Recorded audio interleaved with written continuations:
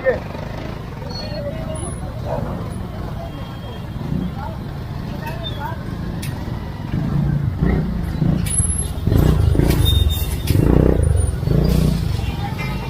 na kami madaanan. Tama ba? Ayan. Ayan, may mamadadaanan na kayo. Tignan mo, kanto. Yun yung Kelly, bawasan mo yun. Bawasan mo yan. Para makadaan yung mga sasakyan. Okay. Para makadaan yung parang wala na kami madaanan dito.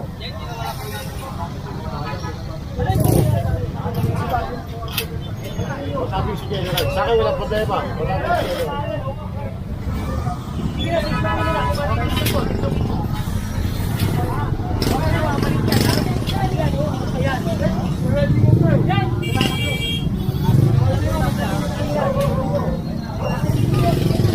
Tumulong ka na. Ano yung katulong mo dyan? Wala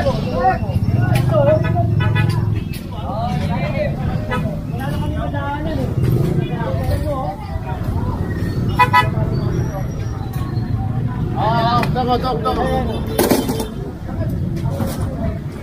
Tama.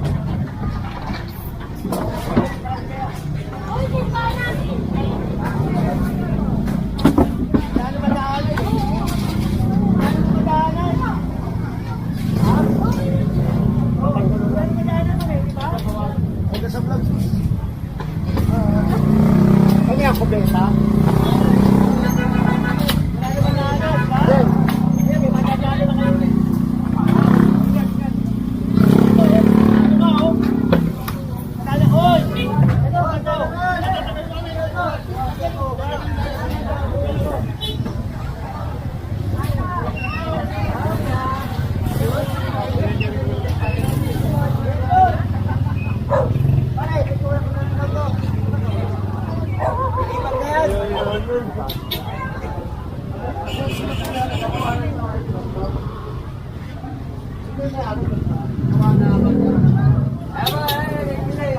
Sino may ari ito nito?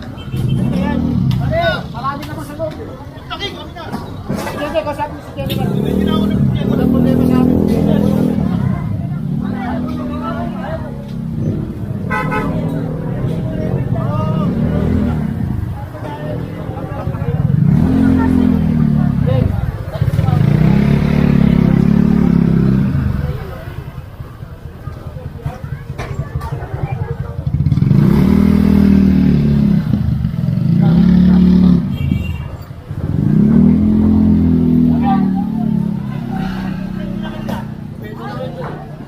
Ang laki naman ng tihak nyo, ate. Ang laki ng tihak nyo. Ang dali yan. Ito, kwarto daw siya. Ito, kaya ba? Kasi, parang hindi mo. Ang pagkita, kanin na ito, ate. Tagalin nyo, ha? Ha? Ako na lang. Ano, ilang araw? Dalawang araw. Ako nakikita ko sa inyo. Ha? Pero hindi naman abusuin kasi kanin na ito, ha? Ano ba ito? Banyo? Kwarto. O, sige, tanggalin, ha? Okay. Dito na lang. Tanggalin, ha?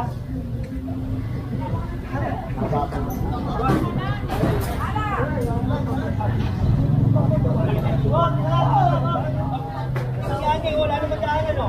Bakit?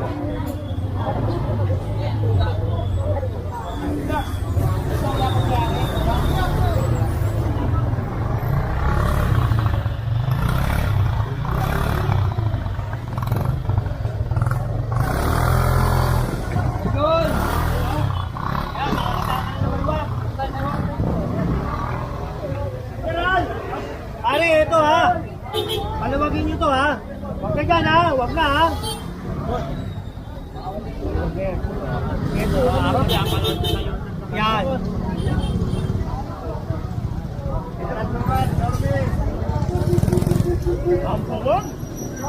Pare, huwag ka dyan ha. Pag inabot ko yan bukas yan, o kaya mamaya kunin ko yan ha. Para kukuha.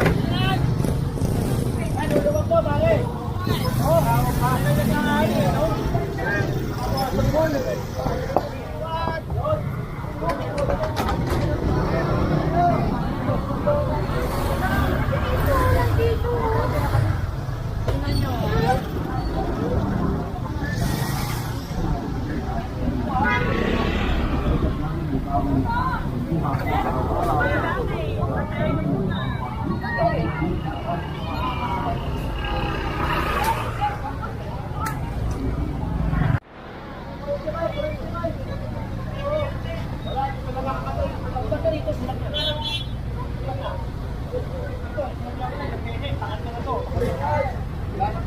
sinabi ako na kayo, di ba?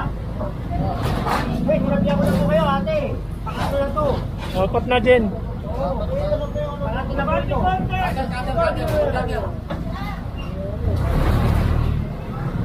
Ma'am, nakiusap po ako sa inyo. Pangatlo na to. Ha? Pasensya na po. Ako inabapakutusan lamang. Ha?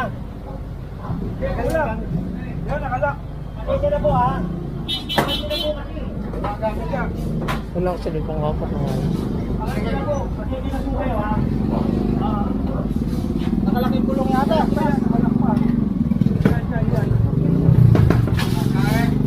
Hindi na kasayang kaya ano kaya wala. Oo, tulog. Oo.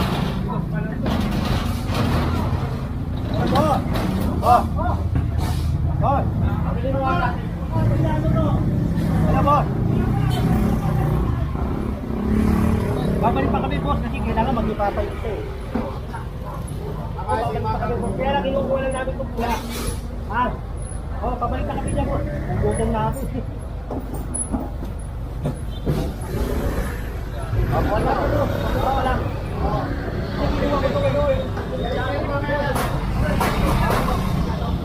Lalawin mo, lalawin mo.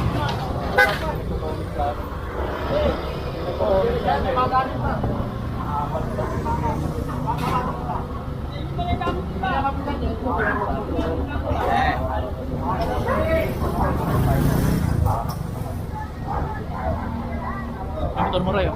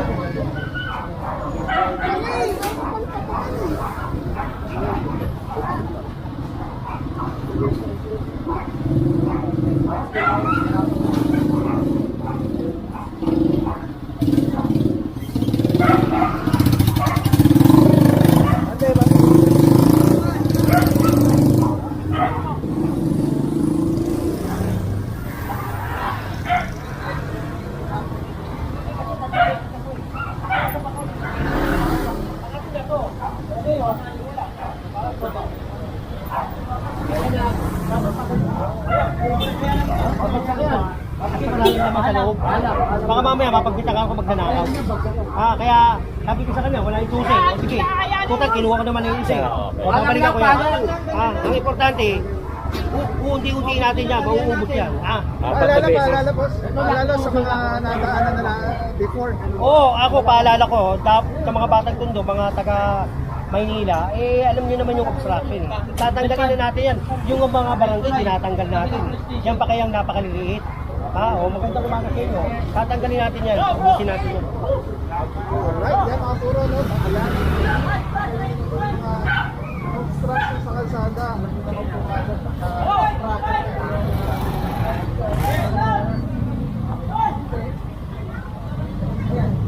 Pangapat na beses. Pangapat na ba sir? Nakalimutan niya lang. Kala niya lang. Pangapat na beses lang pinagsabi. Una tayo, tatlong beses wala tayo. Kabali pang apat na po. Hindi na makakuha yung kalahati.